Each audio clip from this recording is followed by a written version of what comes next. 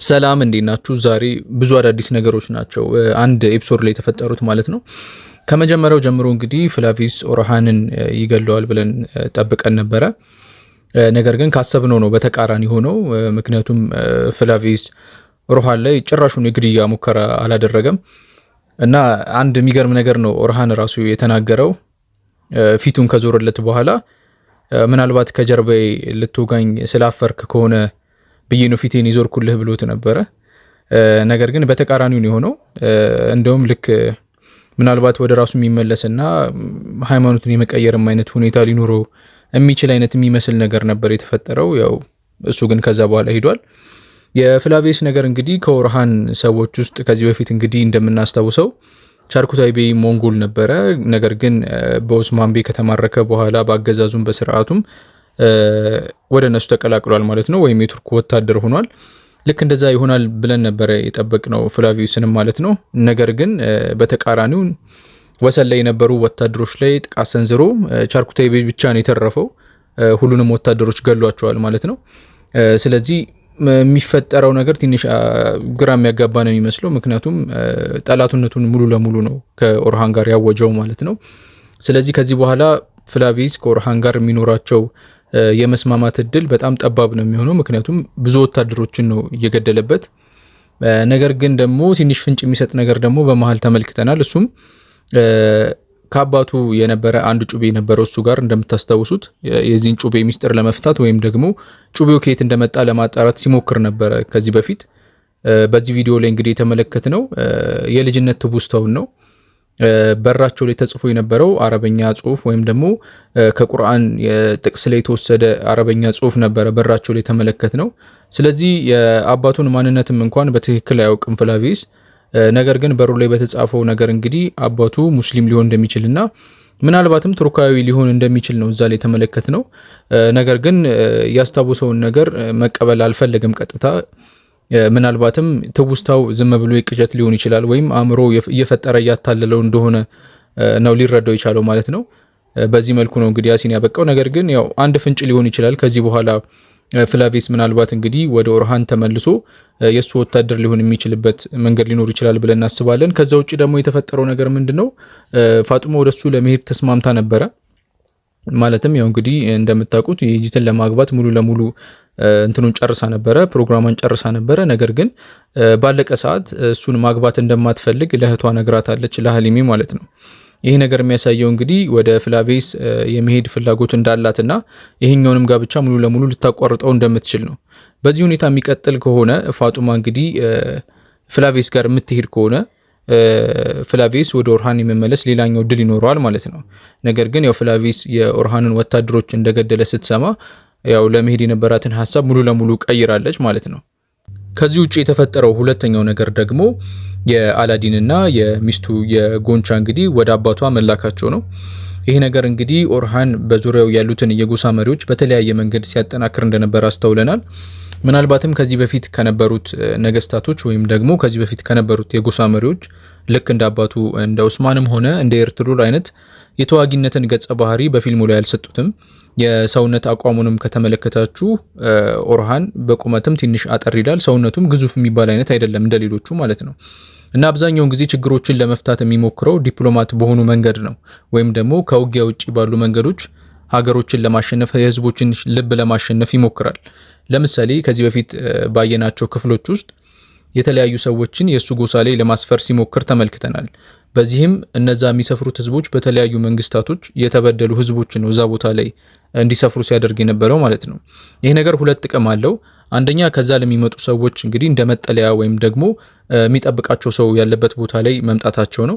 ሁለተኛ ደግሞ ሀገር ያለ ሰው ምንም ናት የሚል ንግግር ተናግሮ ነበር። ምክንያቱም አንድ ሀገር ህዝቦች ከሌሏት የሆነ ጊዜ የሆነ መንግስት ይመጣና ወረራ አካሂዶ ሙሉ ለሙሉ ያችን ሀገር ይወስዳታል ማለት ነው። ስለዚህ ያ ነገር እንዳይፈጠርና ያች ሀገር እንድትጠናከር ህዝቦች ያስፈልጓታል። ስለዚህ ህዝቦችን ያመጣበት መንገድ በጣም ዲፕሎማት የሆነ መንገድ ነው። ስለዚህ ያንን ነገር እያስተዋልን ነው ከኦርሃን። ዛሬም እንግዲህ ያየነው ነገር ወንድሙን አላዲንንና ሚስቱን ወደዛ ልኳቸዋል ማለት ነው። ወደ ሚስቱ አባት ወደ ጎንጃ አባት ልኳቸዋል። ስለዚህ የላከበት መንገድ እንግዲህ በዲፕሎማሲያዊ መንገድ የነሱን እርዳታ ወይም ደግሞ የነሱን ጓደኝነት በመፈለግ ነው ወደዛ የላካቸው። ነገር ግን በሚያሳዝን ሁኔታ መንገድ ላይ ታግተዋል። እንግዲህ በቀጣይ ኤፒሶድ ማን እንዳገታቸው ለምን እንደታገቱ የምናይ ይሆናል። ነገር ግን ዛሬ ሁለቱም እንግዲህ መንገድ ላይ እንደታገቱ አስተውለናል ማለት ነው። ብዙም ለኦርሃን የሚያስደስት ቀን አልነበረም የዛሬው ኤፒሶድ ላይ ያየናቸው ቪዲዮዎች ማለት ነው። እሱም መጨረሻ ላይ የጌም ሊክ ቤተመንግስት ውስጥ ከገባ በኋላ መውጣት የማይችልበት አይነት ሁኔታ፣ የተለያዩ ወታደሮች እሱን እንደከዱት ተመልክተናል። ብዙ ጊዜ እንግዲህ በስልጣን ውስጥ እንደምንመለከተው የተለያዩ አካሎች ሁሉም ወንበሩን ለራሳቸው ስለሚፈልጉ ታማኝ የምንለውን ሰው ማግኘት አስቸጋሪ እንደሆነ ብዙ ጊዜ ከእንደዚህ አይነት ፊልሞች አስተውለናል። ኦርሃንም በዛሬው ቀን እንግዲህ አስፖርቻ ከተለያዩ የቱርክ ሹማምንቶች ጋር ስምምነት በማድረጉ የተነሳ ኦርሃንን ጦር ሜዳ ላይ ሊክዱት ችለዋል ማለት ነው። የሱ ቀኝ እጅ ተብሎ የሚታሰበው ሻሂሻምቤ ሳይቀር ከዚህ በፊት እንግዲህ ለብቻው የተለያዩ ነገሮችን ማድረግ ይፈልግ እንደነበር አስተውለናል።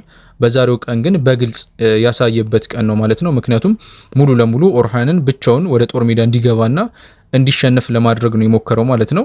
ግን በሚገርም ሁኔታ ልጁ ሙሉ ለሙሉ ይህንን ውሳኔውን አልተቀበለውም ነበር። በእርግጥ ብቻውን ምንም ነገር ሊፈጥር አይችልም። ነገር ግን የሱን ውሳኔ አልተቀበለውም ነበር ያባትየውም ማለት ነው። ስለዚህ ምናልባትም ይሄ እንግዲህ በቀጣይ ኤፒሶዶች ላይ የፋጡማና የኢጂት ጋብቻ ሙሉ ለሙሉ ሊያቋርጠውም የሚችል ነገር ሊሆን ይችላል። ምናልባት አሁን ኦርሃን ሻሂሻምቤ ሆን ብሎ ወደ ጦር ሜዳ እንዳልገባ ካወቀ ሙሉ ለሙሉ ጋብቻቸው ይቋረጣል ብዬ አስባለሁ። ነገር ግን ገና ለገና ወይ ደፈጣ ተደርጎብኝ ነው ሊል ይችላል፣ ወይም የተለያዩ ምክንያቶችን አቅርቦ ሻሂሻ ምንም ነገር እንዳልተፈጠረ ማስመሰል የሚችል ከሆነ ግን ምናልባትም ጋብቻቸው በዛው መልኩ ሊቀጥል ይችላል፣ ፋጡማ ካላስቆመችው ማለት ነው። ነገር ግን ዛሬ እንግዲህ እንዳልኳችሁ በዚህ የተነሳ ኦርሃን ብቻውን ቀርቷል። የጌም ሊክ ቤተ መንግስት ውስጥ ገብተዋል። ነገር ግን ምንም አይነት በቂ ወታደር የላቸውም። ሊያግዛቸው የሚችሉት ወታደሮችም ተማምነውባቸው የመጡት ሹማምንቶችም ያው ክደዋቸዋል ከአስፖርቻ ጋር ባደረጉት ስምምነት ማለት ነው። ስለዚህ ኦርሃን ብቻውን ቀርቷል እዛ ቤተ መንግስት ውስጥ ማለት ነው። ከዚህ በተጨማሪ ደግሞ በመጨረሻ የምናየው ነገር እንግዲህ የዱርሱንና የሃሊሜን ጉዳይ ነው። የዱርሱንን ማንነት በመጨረሻም ሃሊሜም ሆነ ኦርሃን ሁሉም አውቋል። ሁለቱም የኦስማን ሴት ልጆች እንግዲህ በፍቅር ዙሪያ ድል እየቀናቸው አይመስልም። ፋጡማም ከፍላፊስ ጋር የገጠማትን ነገር አስታውሳለሁ። እንዲሁም ደግሞ ሃሊሜም ደግሞ አሁን ዱርሱን ጋር ተመሳሳይ ነገር ገጥሟታል ማለት ነው።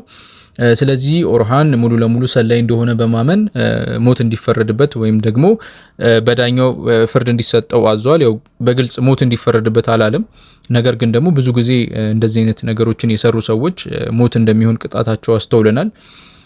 ነገር ግን በሚገርም ሁኔታ ዱርሱንን ለማገዝ ከዴሚርሃን ቤ ወይም ደግሞ ከወንድሙ የተላኩ ሰዎች እሱን ለማስጣል ሞክረው ነበረ።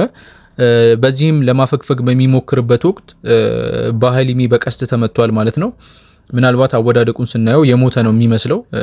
በቀጣይ ምዕራፎች ላይ እንግዲህ ምን ሊፈጠር እንደሚችል አብረን የምናይ ይሆናል። ነገር ግን እሱም መጀመሪያውኑም እዛ ጎሳ ውስጥ የነበረበት መንገድ ሙሉ ለሙሉ የሚያሳምን አልነበረም። የኦርሃን ቤ ወታደር ሙሉ ለሙሉ ሆኗል ብሎ ለማመን ይከብዳል። ምክንያቱም ዴሚርሃን ወይም ወንድሙ ቡርሳ ውስጥ መጥቶ እሱን በሚያናግርበት ወቅት ቆይ ጊዜ ስጠኝ አይነት ነገር ብሎት ነበረ። ይህም ነገር ማለት እንግዲህ ሙሉ ለሙሉ የኦርሃን ወታደር እንዳልሆነና ምናልባት ቀን ሲጠብቅ ቆይቶ የሆነ ጊዜ ላይ ዴሚርሃንን ሀሳብ ሊያስፈጽም ይችል እንደነበረ ነው የሚያሳየው። ነገር ግን እሱ ሙሉ ለሙሉ ክዷል። እኔ ያንተ ወታደር ነኝ ብሎታል ኦርሃንን። ግን እንዳልኳችሁ ያው በቀስት ተመቷል። ስለዚህ ምን ሊሆን እንደሚችል ሞቶም ሊሆን እንደሚችል ወይም ደግሞ ምናልባት ክፉኛም ቆስሎ ሊሆን ይችላል። እሱም በቀጣይ ምዕራፍ ላይ የምናየው ይሆናል ማለት ነው። የዳፍኔ ክህደትም እንግዲህ እንደቀጠለ ነው። እህቷን ለአስፖርቻ ልታቀርብላት ወስናለች ማለት ነው። ምክንያቱም አስፖርቻ ዳፍኔን አስራት እንደነበረ እናስታውሳለን። የእሷ መታሰር ብቻም አልነበረም። የኔን ታማኝነት የምትፈልጊ ከሆነ አንድ ከሞት ያልተናነሰ ግዳጅ ሰጥሻለሁ ብላት ነበረ አስፖርቻ። በዚህም የተነሳ እህትሽን ወደ እኔ ይዘሽልኝ ነይ ብላት ነበረ። ስለዚህ ዳፍኔ ሳታመነታ ነው እንግዲህ ቀጥታ የሄደችው። መሄድ ብቻም አይደለም እህቷ እንግዲህ ለኑርፊል ነግራታለች ማለት ነው። የነገረቻት ግን ሌላ ታሪክ ነው። የኦርሃን የሚዘምቱበትን ቦታ ወይም ደግሞ ሸለቆውን ይሄዱበታል ብሎ የታሰበው ቦታ እንግዲህ ሚስጥሩ ለአስፖርቻ እንደደረሳት ነው። በእርግጥም ይሄ ሚስጥር እንዴት ሊወጣ እንደቻለ በጣም አነጋጋሪ ነገር ነው። ምክንያቱም ኦርሃን ይህንን ጉዳይ በሚናገርበት ወቅት በጣም ለሱ ታማኝ የሚባሉ ሰዎች ባለበት ቦታ ላይ ነበር የተናገረው። ሆኖም ግን ሚስጥሩ እንግዲህ አስፖርቻ ጋር ደርሷል ማለት ነው። ዳፍኔ ይህንን ነገር ነው እንግዲህ አምጥታ ለኑልፊር የነገረቻት ማለት ነው። ስለዚህ ኦርሃንን ማገዝ እንደሚኖርባት አይነት ነገር ነው የነገረቻት። ስለዚህ ኑልፊር ኦርሃንን ለማገዝ እንግዲህ ወጣለች ከጎሳዋ ማለት ነው። ያ ማለት እንግዲህ ከፊት ለፊት ዳፍኔ ምን አይነት ጥቃት ልታረግባት እንደሆነ ወይም ደግሞ ተደብቆ እሷን ሊያጠቁ ወይም ሊያግቱ ወይም ደግሞ ሊገሏት የሚችሉ ሰዎችን አስቀምጣ እንደሆነ አናውቅም። ወይም ደግሞ የአስፖርቻ እቅድ ምን እንደሆነ በግልጽ ያየነው ነገር የለም። ነገር ግን ዳፍኒ እንግዲህ እህቷን ለመሸጥ የተዘጋጀች ነው የሚመስለው። ምክንያቱም ሙሉ ለሙሉ እንግዲህ ኑልፌርን ይዛት ከጎሳው ወጥታለች ማለት ነው። ወታደሮችን ይዘው ነው በእርግጥ የወጡት። ነገር ግን አድፍጠው ጥቃት የሚሰነዝሩባቸው ከሆነ ምናልባትም ኑልፌርን ማገት ወይም ደግሞ መግደል ይችላሉ ማለት ነው። ነገር ግን ዳፍኒ አሁንም ቢሆን የአስፖርቻን እምነት ለማግኘት ብትሞክርም እንኳን የአስፖርቻ ሰው መሆን የምትፈልግ አይነት ሰው ግን አትመስልም። ምክንያቱም ከዚህ በፊት እንዳየነው የተለያዩ አገዛዞችን የሚያገለግሉ አይነት ሰዎች ናቸው እና አስፖርቻ የቢዛንታይን ሰዎች ናቸው።